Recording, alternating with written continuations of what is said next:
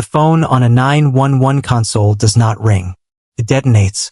It cuts through whatever you were thinking and leaves everything vibrating, like a tuning fork pressed to your bones.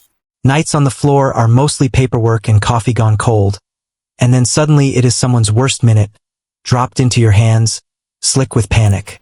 People think the scariest part is the screaming. It is not.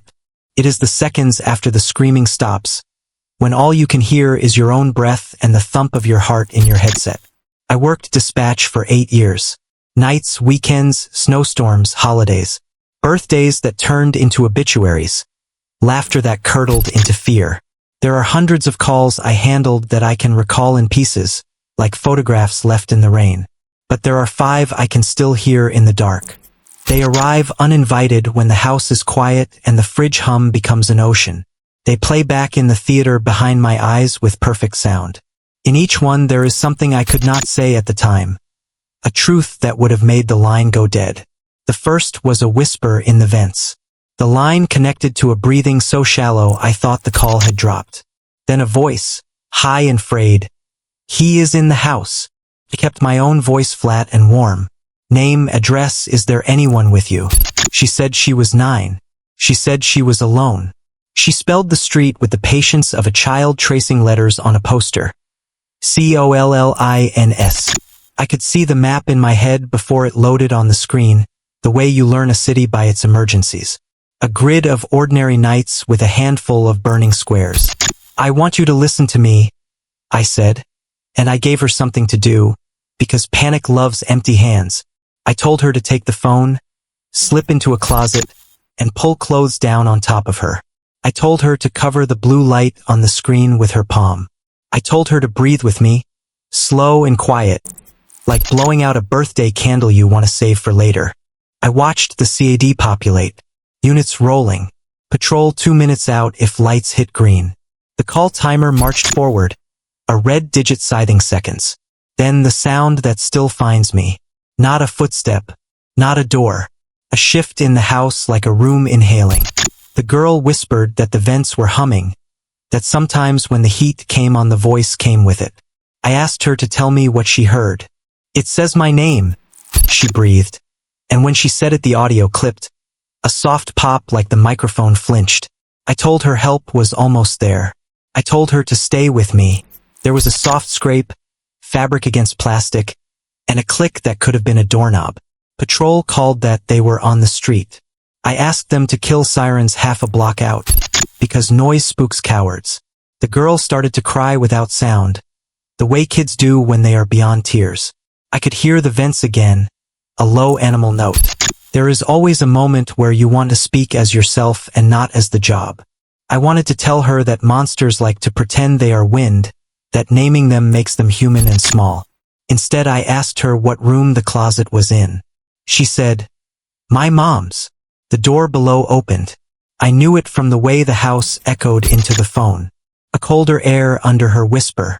One of my units whispered back to me on the secondary. Side door, muddy prints, bedroom lights off. The timeline got very small then. Every second had a shape.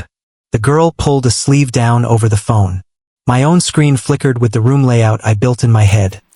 Hallway, stairs, landing, master to the left, closet behind the mirror. I told her to hold the clothing over her face and count breaths in her head. The officer's radio went to static, a harsh zippering that meant bodies moving and boots careful.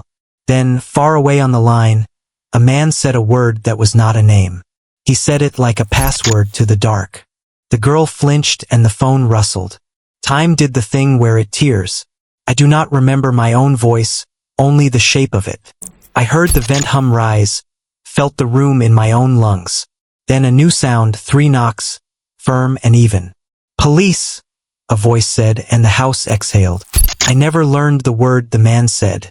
I never learned if the hum in the vents was in the ducts or in her head. But I remember the silence after the officers took her outside to the cruiser. The faint whistle as the phone adjusted to the absence of terror. People imagine endings as sirens and handcuffs. Most endings are just the long, slow return of ordinary sounds. That night, off the call, I walked to the break room and found my coffee still waiting. A thin skin across the surface. trembled when I picked it up. The second call did not scream either. It rolled in low, CB radio rumble under a calm voice. A trucker on the interstate, mile marker 261, reporting a girl in white standing at the shoulder. I heard the way he kept checking his mirrors with his mouth, a pause every 7 seconds. He said she wasn't waving. She was listening, head turned like she could hear something in the field. He kept saying the mile marker, as if numbers could make it less strange. The wind on his line kept rising. Do not stop for her, I said. Not on the shoulder and not in a live lane. Keep your flashers on and your speed steady. Can you confirm the clothes? White dress, he said, or a long shirt, soaked to the knees, hair stringy like it had been combed with rain. I patched State Patrol and tagged DOT cameras westbound. The lens at 260 was a dark smear, but 262 showed wet lanes, wire fences, and a smear of taillights bending left. He kept talking like a man who did not want to hear himself think. There is a ramp at 259, I said. Loop there and get back behind her with distance. Tell me if she moves. Another voice cut in on the background, a second driver on the CB, tin can distorted. He had seen her too. She never looked at the trucks, he said. She had her ear turned to the field like it was telling a secret. The wind built big winter miles, turning the cab into a drum. I could hear his wipers, a steady morse of rubber and grit. State called that a trooper was merging at 260 to run a welfare check. Do not attempt contact, I told the trucker again, and he laughed a little, like contact was a word for astronauts and ghosts. On the camera at 261, the shoulder had that long wet gleam that makes everything look like a body until it is not. The trooper's dash cam pushed a cone of light through the rain. No girl. The trucker said she was still there for him, 50 yards behind the cruiser, dress stuck to her shins, head cocked as if she could hear a station no one else could tune. Then she stepped without looking, a half pace into the lane, and every voice on the air sucked in. The trooper braked and drifted right. My driver kept steady as ordered, and when the camera parallaxed just so, the shoulder became only shoulder again. Nobody hit anyone because nobody was there. The trooper walked the gravel anyway. His flashlight showed 2 sets of prints pressed into the wet stones. Small bare feet and, beside them, a longer ripple as if someone had dragged a hose. They ended at the rail. Below the drop, weeds shivered and a culvert gurgled its blind song. We logged the check complete. An hour later the same driver came back on the line, voice small now that the road was big again. She is at 274, he said. Same stance. Still listening. Some calls end without an ending.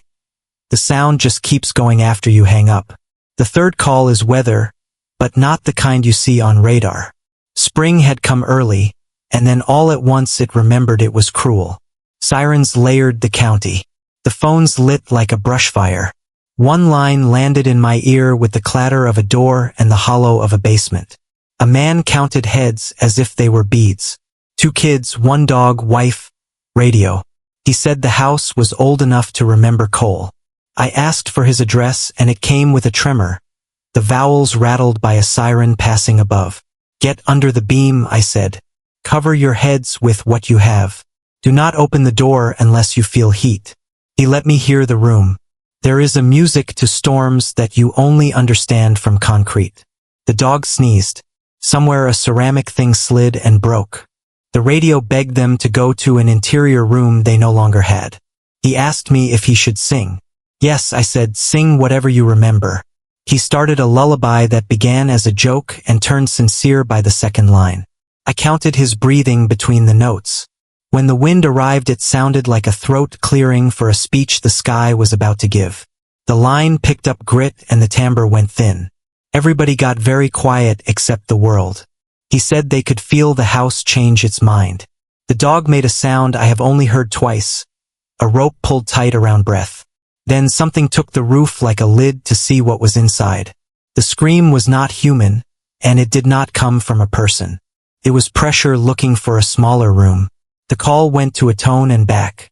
He was still singing, but now it was only the rhythm the words carried off.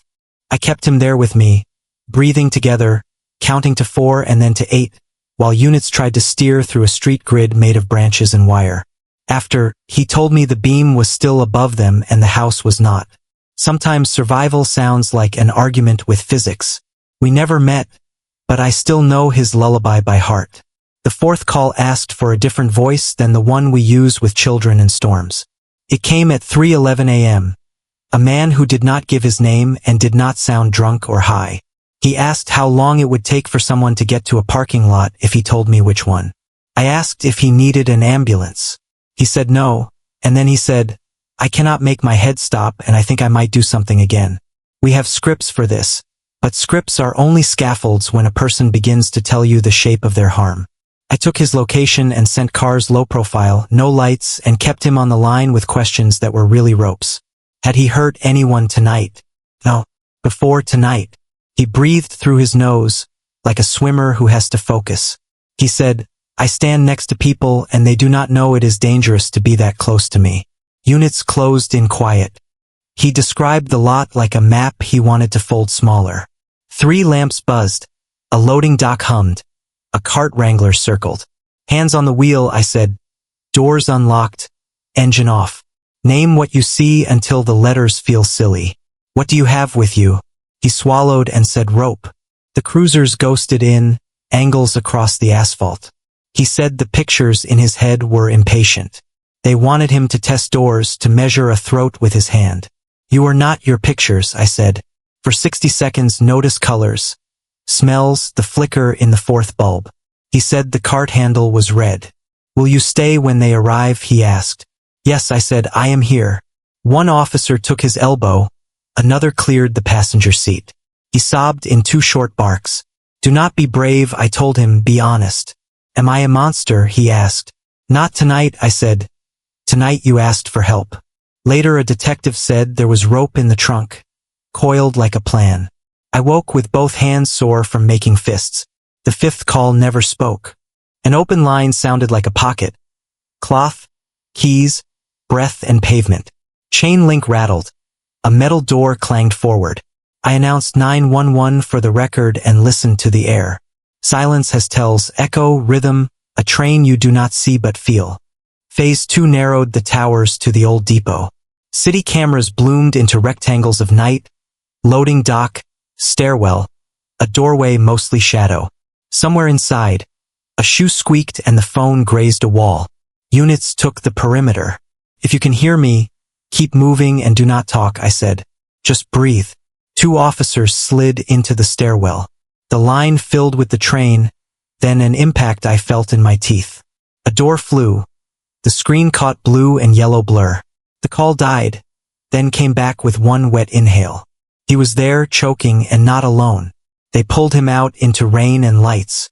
Some calls are saved by geography, some by luck, most by the refusal to hang up. I still hear them when the house is quiet. Not the screams. The long return of ordinary sound.